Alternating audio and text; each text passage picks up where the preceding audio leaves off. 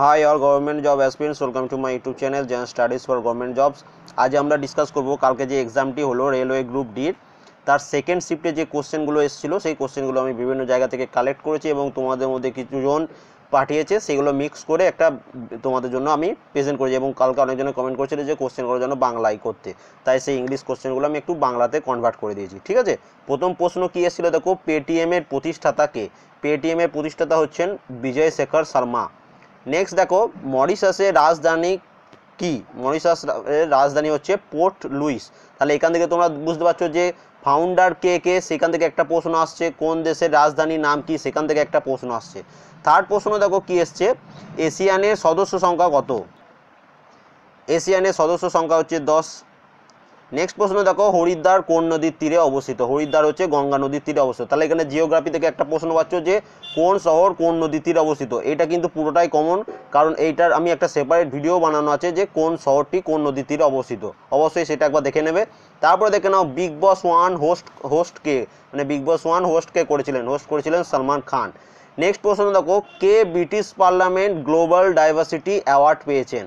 এটা অ্যান্সার হচ্ছে সলমান খান। তাহলে অ্যাওয়ার্ডস অ্যান্ড অনার্স থেকে একটা কোশ্চেন পেয়ে যাচ্ছ। নেক্সট প্রশ্ন দেখো, কোনটি সবচেয়ে নোংরা রেলওয়ে স্টেশন? অপশন অনুযায়ী এটা অ্যান্সার হচ্ছে মথুরা শাহগঞ্জ। শাহগঞ্জে মথুরা হচ্ছে সবথেকে নোংরা রেল স্টেশন। তো এইটা রিসেন্ট পরের এক্সাম এটাও আসতে পারে, ক্লিনেস্ট মানে রেলওয়ে স্টেশন কোনটা, সবথেকে পরিষ্কার রেলওয়ে স্টেশন কোনটা। ঠিক আছে, নেক্সট প্রশ্ন দেখো, সড়ক নিরাপত্তা প্রচার অভিযানে ব্র্যান্ড অ্যাম্বাসেডর কে? এই সড়ক নিরাপত্তা প্রচার অভিযানে ব্র্যান্ড অ্যাম্বাসেডর হলেন অক্ষয় কুমার। তারপরে দেখো, পিএনবি পাঞ্জাব ন্যাশনাল ব্যাংকের রাষ্ট্রদূত কে বা অ্যাম্বাসেডর কে? পিএনবি ব্যাংকের অ্যাম্বাসেডর হচ্ছেন বিরাট কোহলি। নেক্সট দেখো, এশিয়ান গেমস থেকে একটা প্রশ্ন চলে এসছে। এশিয়ান গেমস 2018-তে গোল্ড জিতেছে ভারত হয়ে, প্রথম গোল্ডটা ভারত হয়ে কে জিতেছে? এটা জিতেছে বজরং পুনিয়া, ভারতে হয়ে প্রথম গোল্ড জিতেছে। তোমাদের এটা দেখে নিতে হবে এই বজরং পুনিয়া কোন ফিল্ডের সাথে যুক্ত এবং তার বাড়ি কোন রাজ্যে। ঠিক আছে, তারপরে দেখে নাও কোন বছর পর্তুগিজরা গোয়া দখল করেছিল?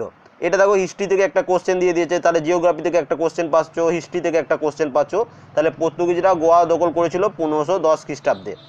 এবার দেখো বুকস অ্যান্ড অথার্স থেকে একটা প্রশ্ন, এটাও কমন দেখে নাও। বইয়ের লেখক I do what I do এই বইটির লেখক কে?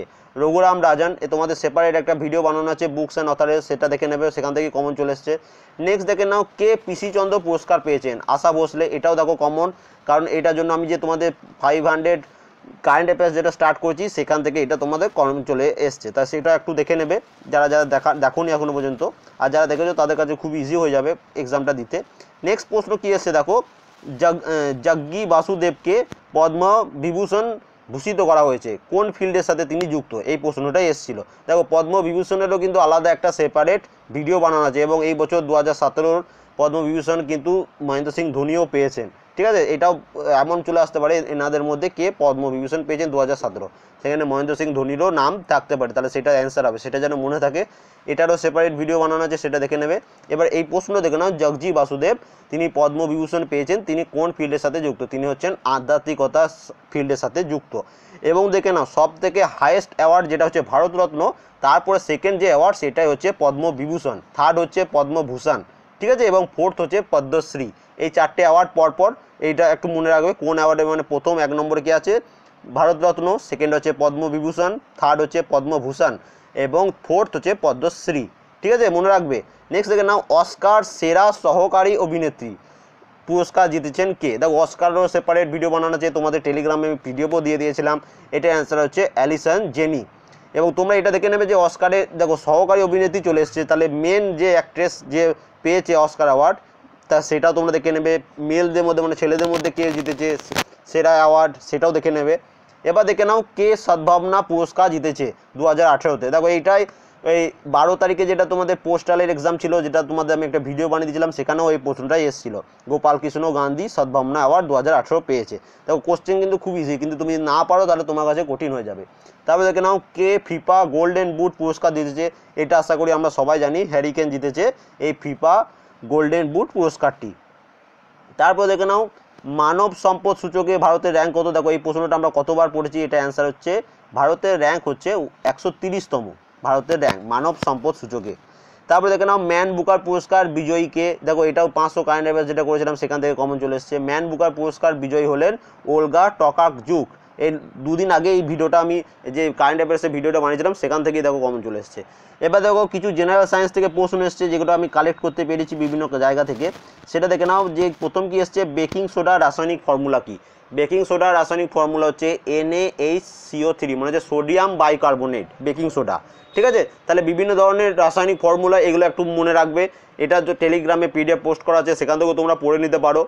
মানবদের শরীরের ক্ষুদ্রতম হাড় কোনটি? মানবের শরীরের সবথেকে ক্ষুদ্রতম হাড় হচ্ছে স্টেপিস।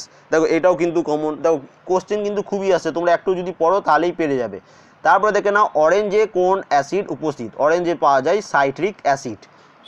তারপর দেখে নাও LPG পুরো ফর্ম কি সেটা দিয়েছে। তাহলে LPG পুরো ফর্ম হচ্ছে লিকুইফাইড পেট্রোলিয়াম গ্যাস। আর একবার বলে দিচ্ছি, দেখো লিকুইফাইড পেট্রোলিয়াম গ্যাস, এটি হচ্ছে LPGর পুরো form, liquefied petroleum gas. Next দেখে নাও কি বলেছে, ফ্লেমিং রাইট হ্যান্ড রুলস কিসের সাথে সম্পর্কযুক্ত? দেখো এটা খুব ইম্পর্ট্যান্ট একটা প্রশ্ন, যারা ইঞ্জিনিয়ারিং ব্যাকগ্রাউন্ডে তারা খুব ইজিলি করে দিতে পারবে। দেখো ফ্লেমিং রাইট হ্যান্ড রুলস সম্পর্কিত হচ্ছে জেনারেটরের সাথে, ঠিক আছে।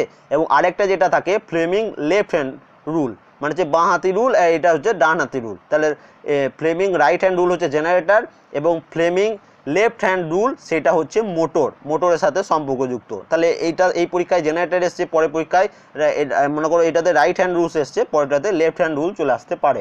তা সেখানে কি হবে, মোটর, MOTOR, ঠিক আছে, মোটরের সাথে সম্পর্কযুক্ত। তারপর দেখে না আরও একটা খুব ইজি প্রশ্ন এসছে, মানবদেহে ক্রোমোজোম সংখ্যা কত? মানবদেহে ক্রোমোজোম সংখ্যা হচ্ছে 46টি বা 23 জোড়া, খুব ইজি প্রশ্ন।